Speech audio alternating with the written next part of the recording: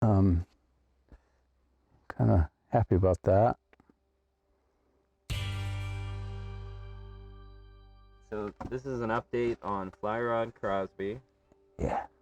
First of all, last time we checked in, you were talking about her hand that was going to split. I'm going to have to address things like these cracks. Cracks in logs is just part of the show. And it did. Yeah. It was always going to be a glued up feature, and it wasn't where I really wanted the hand to be anyway. And so I thought, I've done so many repairs on statues and things, especially the ivories from Japan and stuff, and they think nothing of adding a hand in. And so I was like, wow, if I made a hand out of the same material, same tree, and carved it to fit in where I wanted it, it would have more integrity. The grain goes out this way, so the fingers are strong, and it just... So just explain that a little more clearly about the grain. Yeah, well, with this log, you know, as the tree grows, the grain goes with the tree up, you know, vertical. And so with the original hand, the grain was going right through it sideways. So you could take a finger and just snap it right off, and it would snap off cleanly with the grain. So now I've got the grain on the hand and this part of the arm going out this way, so it's actually running with the fingers, so it makes it so much stronger. Plus, I'm pretty sure that I'm going to leave it detachable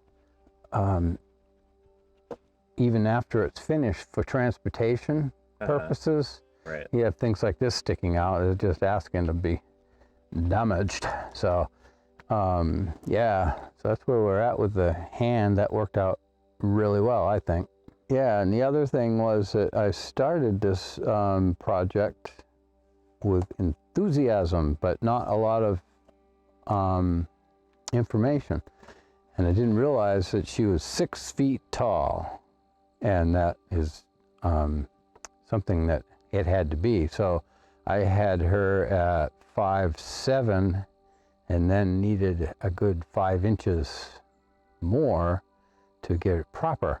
So I ended up carving this leg, which is her straight leg. I carved it down further into the base, and the other leg already had kind of a bend to it anyway, like she was kind of going to step into it. Which you can see here. With the knee here and the angle of everything. So after I got this leg straightened out and the measurement was 6 feet to the top of her head, I didn't see a purpose of straightening that leg. Gives it a little bit more animation too. And there's a good reason in terms of the base why you wanted the base to be bigger. Yeah, well, it's about 10 inches through, and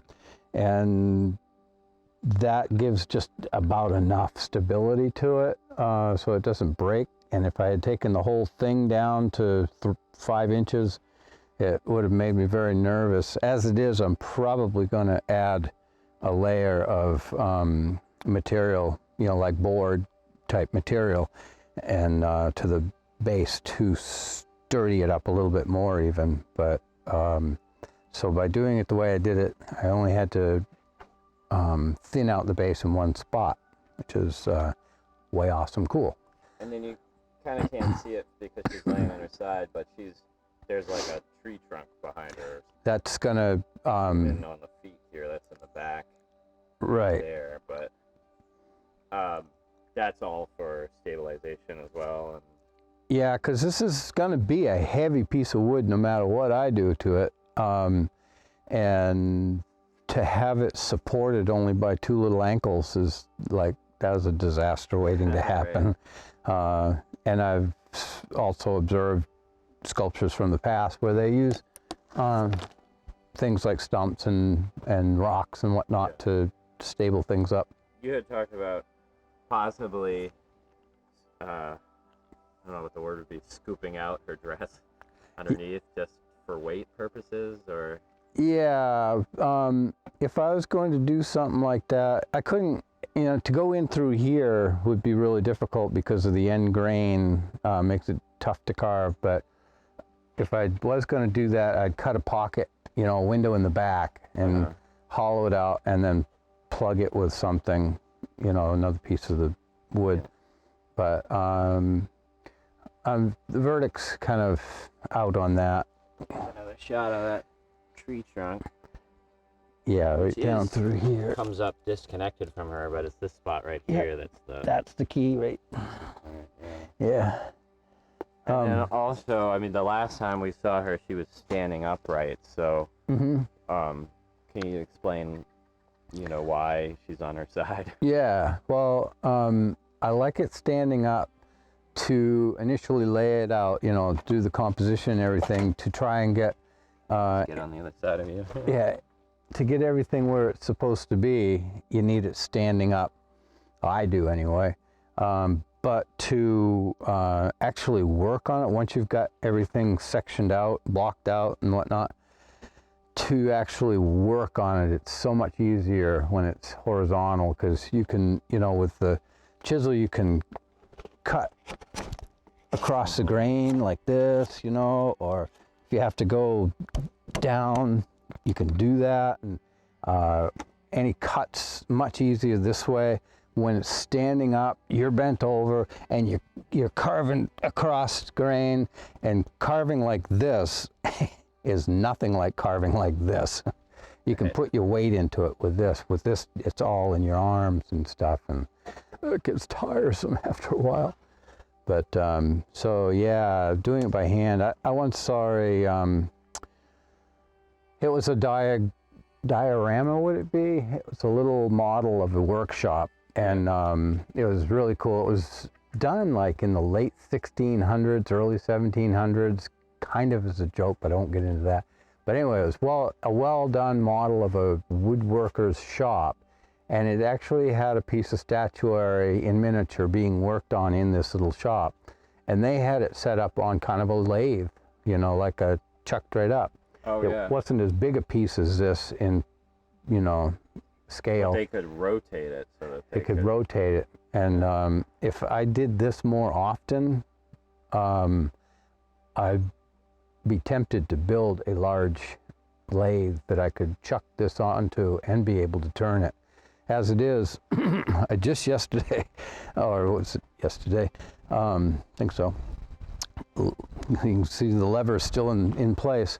I lifted it up so I could get a board under it, and now I can at least lay more boards, like tracks, on both sides of it, so that I can roll it more easily to get at the other, you know, sides.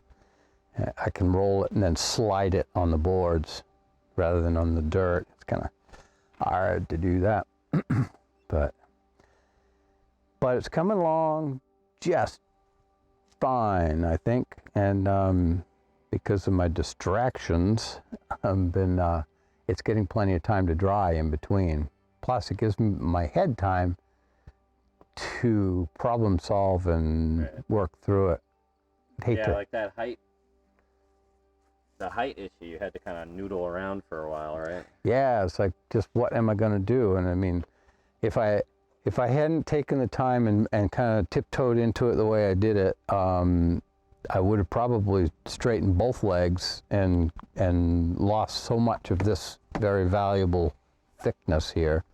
But as it stands now, I wanted her on rocks, on like the banking of a brook anyway. Right, because she is fly fishing in this. Yeah. Float, I guess you would say. Yeah, her right hand has a fly rod, or at least the handle of a fly rod and reel in it, and that when it's finished, I will have obtained a real bamboo fly rod to put in the handle.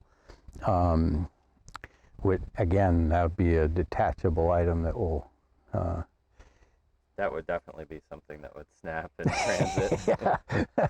All the way to Rangeley, it goes, catching little sparrows along the way.